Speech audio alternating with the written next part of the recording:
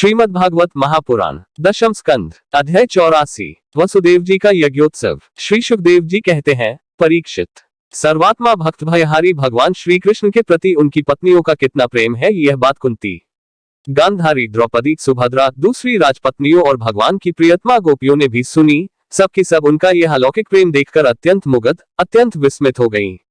सबके नेत्रों में प्रेम के आंसू छलक आए। इस प्रकार जिस समय स्त्रियों से स्त्रियां और पुरुषों से पुरुष बातचीत कर रहे थे, उसी समय बहुत से ऋषि मुनि भगवान श्री कृष्ण और बलराम जी का दर्शन करने के लिए वहां आए। उनमें प्रधान ये थे श्री कृष्ण, वैपान, व्यास, देवर्षि नारद, च्यवंत, देवल, असित, विश्वामित्र, शतानंद, भारद्वाज, गौतम, अपने शिष्यों के सहित भगवान परशुराम, वशिष्ठ, गालव, भृगु, पुलस्त्य, कश्यप, अत्रि, मार्कंडेय, बृहस्पति, द्वित, त्रित, एकत, सनक, सनंदन, सनातन, सनत कुमार, अंगिरा, अगस्त्य, याज्ञवल्क्य और वामदेव इत्यादि ऋषियों को देखकर पहले से बैठे हुए नरपतिगण, युधिष्ठिर आदि पांडव, भगवान श्री कृष्ण और बलराम जी सहसा उठकर खड़े हो गए और सब ने उन विश्ववंदित ऋषियों को प्रणाम किया। इसके बाद स्वागत, आसन, पाद्य, अर्घ्य, पुष्पमाला, धूप और चंदन आदि से सब राजाओं ने तथा बलराम जी के साथ स्वयं भगवान श्री कृष्ण ने उन सब ऋषियों की विधिपूर्वक पूजा की। जब सब ऋषि मुनि आराम से बैठ गए, तब धर्मरक्षा के लिए अवतीर्ण भगवान श्री कृष्ण ने उनसे कहा। उस समय वह बहुत बड़ी सभा चुपचाप भगवान का भाषण सुन रही थी। भगवान श्री कृष्ण ने कहा, धन्य है, हम लोगों का जीवन सफल हो गया। आज जन्म लेने का हमें पूरा फल मिल गया, क्योंकि जिन योगेश्वरों का दर्शन बड़े बड़े देवताओं के लिए भी अत्यंत दुर्लभ है, उन्हीं का दर्शन हमें प्राप्त हुआ है, जिन्होंने बहुत थोड़ी तपस्या की है। और जो लोग अपने इष्ट देव को समस्त प्राणियों के हृदय में न देखकर केवल मूर्ति विशेष में ही उनका दर्शन करते हैं, उन्हें आप लोगों के दर्शन, स्पर्श, कुशल प्रश्न, प्रणाम और पाद पूजन आदि का सुअवसर भला कब मिल सकता है। केवल जलमय तीर्थ ही तीर्थ नहीं कहलाते और केवल मिट्टी या पत्थर की प्रतिमाएं ही देवता नहीं होती। संत पुरुष ही वास्तव में तीर्थ और देवता है, क्योंकि उनका बहुत समय तक सेवन किया जाए तब वे पवित्र हैं। परंतु संत पुरुष तो दर्शन मात्र से ही कृतार्थ कर देते हैं। अग्नि, सूर्य, चंद्रमा, तारे, पृथ्वी, जल, आकाश, वायु, वाणी और मन के अधिष्ठात्र देवता उपासना करने पर भी पाप का पूरा नाश नहीं कर सकते, क्योंकि उनकी उपासना से भेद बुद्धि का नाश नहीं होता, वह और भी बढ़ती है। परंतु यदि घड़ी दो घड़ी भी ज्ञानी महापुरुषों की सेवा की जाए तो वे सारे पाप ताप मिटा देते हैं, क्योंकि वे भेद बुद्धि के विनाशक हैं। महात्माओं और सभासदों, जो मनुष्य वात, पित्त और कफ इन तीन धातुओं से बने हुए शवतुल्य शरीर को ही आत्मा अपना, मैं, स्त्री, पुत्र आदि को ही अपना और मिट्टी, पत्थर, काष्ठ आदि पार्थिव विकारों को ही इष्ट देव मानता है, तथा जो केवल जल को ही तीर्थ समझता है, ज्ञानी महापुरुषों को नहीं, वह मनुष्य होने पर भी पशुओं में भी नीच गधा ही है। श्री सुखदेव जी कहते हैं, परीक्षित, भगवान श्री कृष्ण अखंड ज्ञान संपन्न है। उनका यह गूढ़ भाषण सुनकर सबके सब ऋषि मुनि चुप रह गए। उनकी बुद्धि चक्कर में पड़ गई, वे समझ न सके कि भगवान यह क्या कह रहे हैं। उन्होंने बहुत देर तक विचार करने के बाद यह निश्चय किया कि भगवान सर्वेश्वर होने पर भी जो इस प्रकार सामान्य कर्म परतंत्र जीव की भांति व्यवहार कर रहे हैं, यह केवल लोक संग्रह के लिए ही है। ऐसा समझकर वे मुस्कुराते हुए जगतगुरु भगवान श्री कृष्ण से कहने लगे। मुनियों ने कहा, भगवान, आपकी माया से प्रजापतियों के अधीश्वर मरीचि आदि तथा बड़े बड़े तत्वज्ञानी हम लोग मोहित हो रहे हैं। आप स्वयं ईश्वर होते हुए भी मनुष्य की सी चेष्टाओं से अपने को छिपाए रखकर जीव की भांति आचरण करते हैं। भगवान, सचमुच आपकी लीला अत्यंत विचित्र है, परम आश्चर्यमयी है। जैसे पृथ्वी अपने विकारों, वृक्ष, पत्थर, घट आदि के द्वारा बहुत से नाम और रूपों को ग्रहण कर लेती है, वास्तव में वह एक ही है, वैसे ही आप एक और चेष्टाहीन होने पर भी अनेक रूप धारण कर लेते हैं और अपने आप से इस जगत की रचना, रक्षा और संहार करते हैं। पर यह सब करते हुए भी इन कर्मों से लिप्त नहीं होते। जो सजातीय, विजातीय और स्वगत भेद शून्य एक रस अनंत है, उसका यह चरित्र लीला मात्र नहीं तो और क्या है। धन्य है आपकी यह लीला। यद्यपि आप प्रकृति से परे स्वयं परब्रह्म परमात्मा हैं, तथापि समय समय पर भक्तजनों की रक्षा और दुष्टों का दमन करने के लिए विशुद्ध सत्व में श्री विग्रह प्रकट करते हैं और अपनी लीला के द्वारा सनातन वैदिक मार्गों की रक्षा करते हैं, क्योंकि सभी वर्णों और आश्रमों के रूप में आप स्वयं ही प्रकट हैं। भगवान, वेद आपका विशुद्ध हृदय है। तपस्या, स्वाध्याय, धारणा, ध्यान और समाधि के द्वारा उसी में आपके साकार निराकार रूप और दोनों के अधिष्ठान स्वरूप परब्रह्म परमात्मा का साक्षात्कार होता है। परमात्मन ब्राह्मण ही वेदों के आधारभूत आपके स्वरूप की उपलब्धि के स्थान है। इसी से आप ब्राह्मणों का सम्मान करते हैं और इसी से आप ब्राह्मण भक्तों में अग्रगण्य भी हैं। आप सर्वविध कल्याण साधनों की चरम सीमा है और संत पुरुषों की एकमात्र गति है। आपसे मिलकर आज हमारे जन्म, विद्या, तप और ज्ञान सफल हो गए। वास्तव में सबके परम फल आप ही हैं। प्रभु, आपका ज्ञान अनंत है, आप स्वयं सच्चिदानंद स्वरूप परब्रह्म परमात्मा भगवान हैं। आपने अपनी अचिंत्य शक्ति योगमाया के द्वारा अपनी महिमा छिपा रखी है। हम आपको नमस्कार करते हैं। ये सभा में बैठे हुए राजा लोग और दूसरों की तो बात ही क्या, स्वयं आपके साथ आहार विहार करने वाले यदुवंशी लोग भी आपको वास्तव में नहीं जानते, क्योंकि आपने अपने स्वरूप को, जो सबका आत्मा, जगत का आदिकारण और नियंता है, माया के पर्दे से ढक रखा है। जब मनुष्य स्वप्न देखने लगता है, उस समय स्वप्न के मिथ्या पदार्थों को ही सत्य समझ लेता है और नामात्र की इंद्रियों से प्रतीत होने वाले अपने स्वप्न शरीर को ही वास्तविक शरीर मान बैठता है। उसे उतनी देर के लिए इस बात का बिल्कुल ही पता नहीं रहता कि स्वप्न शरीर के अतिरिक्त एक जागृत अवस्था का शरीर भी है। ठीक इसी प्रकार जागृत अवस्था में भी इंद्रियों की प्रवृत्ति रूप माया से चित्त मोहित होकर नामात्र के विषयों में भटकने लगता है। उस समय भी चित्त के चक्कर से विवेक शक्ति ढक जाती है और जीव यह नहीं जान पाता कि आप इस जागृत संसार से परे हैं। प्रभु, बड़े बड़े ऋषि मुनि अत्यंत परिपक्व योग साधना के द्वारा आपके उन चरण कमलों को हृदय में धारण करते हैं, जो समस्त पाप राशि को नष्ट करने वाले गंगाजल के भी आश्रय स्थान है। यह बड़े सौभाग्य की बात है कि आज हमें उन्हीं का दर्शन हुआ है। प्रभु, हम आपके भक्त हैं, आप हम पर अनुग्रह कीजिए, क्योंकि आपके परम पद की प्राप्ति उन्हीं लोगों को होती है जिनका लिंग शरीर रूप जीवकोश आपकी उत्कृष्ट भक्ति के द्वारा नष्ट हो जाता है। श्री सुखदेव जी कहते हैं, राजर्षि, भगवान की इस प्रकार स्तुति करके और उनसे, राजा धृतराष्ट्र से तथा धर्मराज युधिष्ठिर जी से अनुमति लेकर उन लोगों ने अपने अपने आश्रम पर जाने का विचार किया। परम यशस्वी वसुदेव जी उनका जाने का विचार देखकर उनके पास आए और उन्हें प्रणाम किया और उनके चरण पकड़कर बड़ी नम्रता से निवेदन करने लगे। वसुदेव जी ने कहा, ऋषियों, आप लोग सर्वदेव स्वरूप हैं, मैं आप लोगों को नमस्कार करता हूँ। आप लोग कृपा करके मेरी एक प्रार्थना सुन लीजिए। वह यह कि जिन कर्मों के अनुष्ठान से कर्मों और कर्मवासनाओं का आत्यंतिक नाश मोक्ष हो जाए, उनका आप मुझे उपदेश कीजिए। नारद जी ने कहा, ऋषियों, यह कोई आश्चर्य की बात नहीं है कि वसुदेव जी श्री कृष्ण को अपना बालक समझकर शुद्ध जिज्ञासा के भाव से अपने कल्याण का साधन हम लोगों से पूछ रहे हैं। संसार में बहुत पास रहना मनुष्यों के अनादर का कारण हुआ करता है। देखते हैं, गंगा तट पर रहने वाला पुरुष गंगाजल को छोड़कर अपनी शुद्धि के लिए दूसरे तीर्थ में जाता है। श्री कृष्ण की अनुभूति समय के फेर से होने वाली जगत की सृष्टि, स्थिति और प्रलय से मिटने वाली नहीं है। वह स्वतः किसी दूसरे निमित्त से, गुणों से और किसी से भी क्षीण नहीं होती।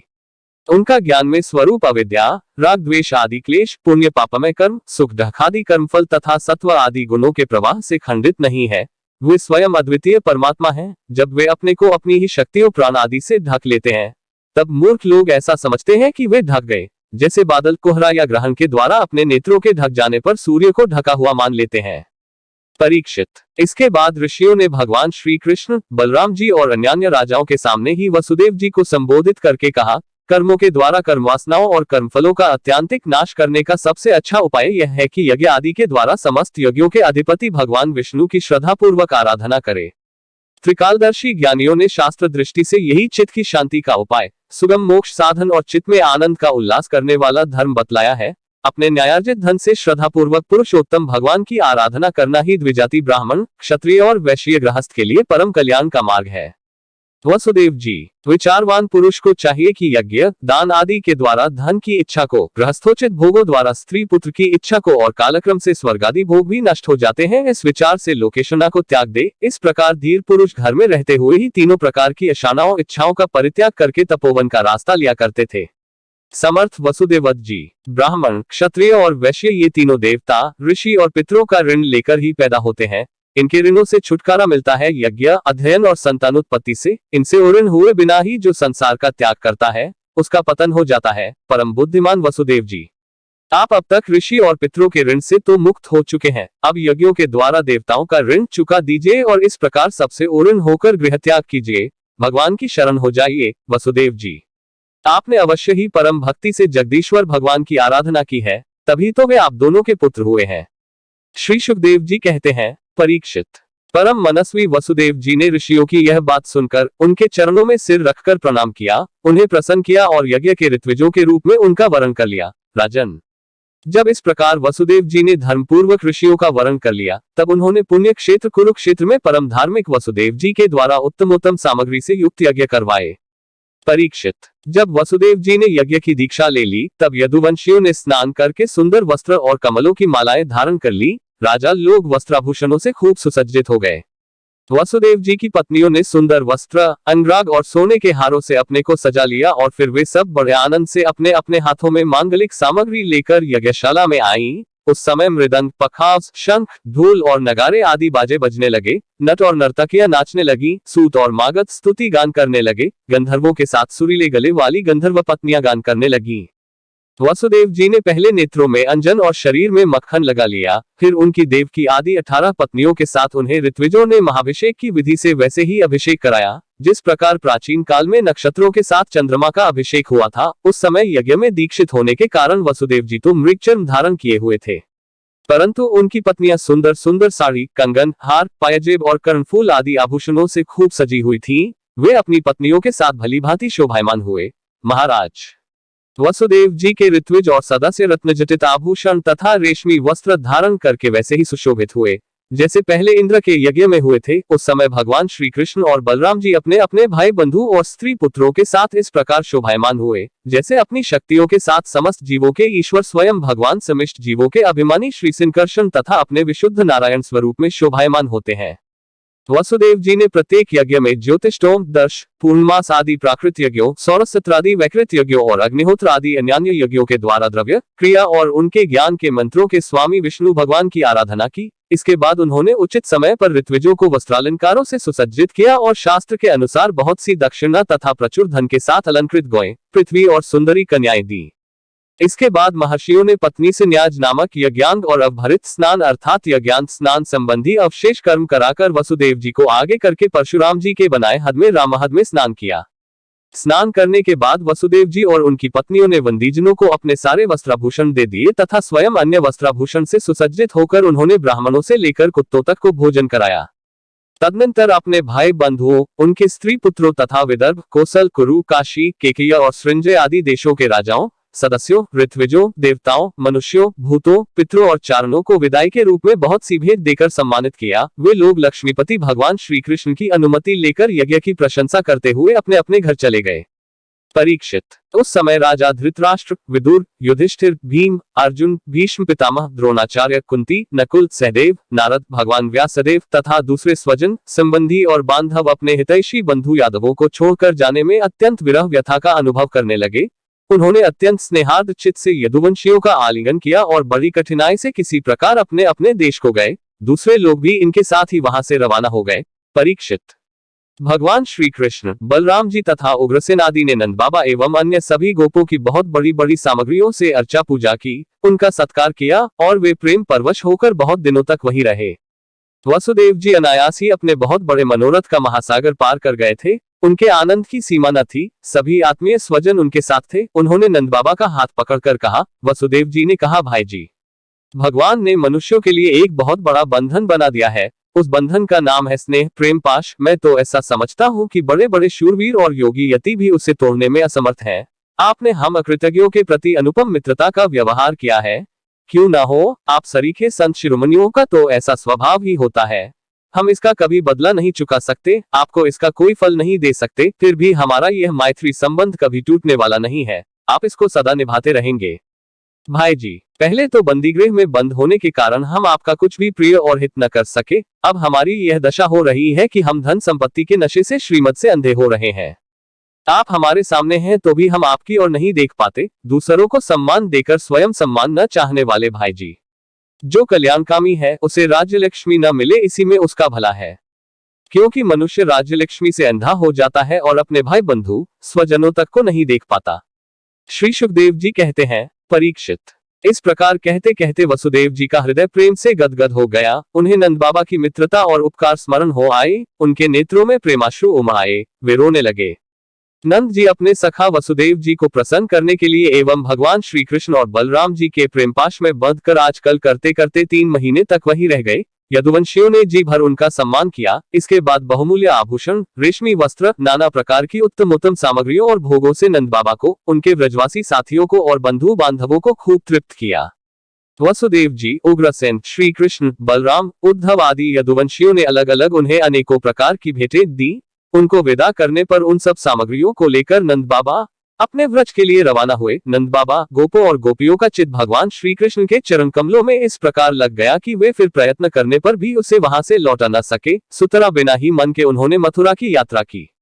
जब सब बंधु बांधव वहां से विदा हो चुके, तब भगवान श्री कृष्ण को ही एकमात्र इष्टदेव मानने वाले यदुवंशियों ने यह देखकर कि वर्षा ऋतु आ पहुंची है, द्वारका के लिए प्रस्थान किया। वहां जाकर उन्होंने सब लोगों से वसुदेव जी के यज्ञ महोत्सव, स्वजन संबंधियों के दर्शन, मिलन आदि तीर्थयात्रा के प्रसंगों को कह सुनाया।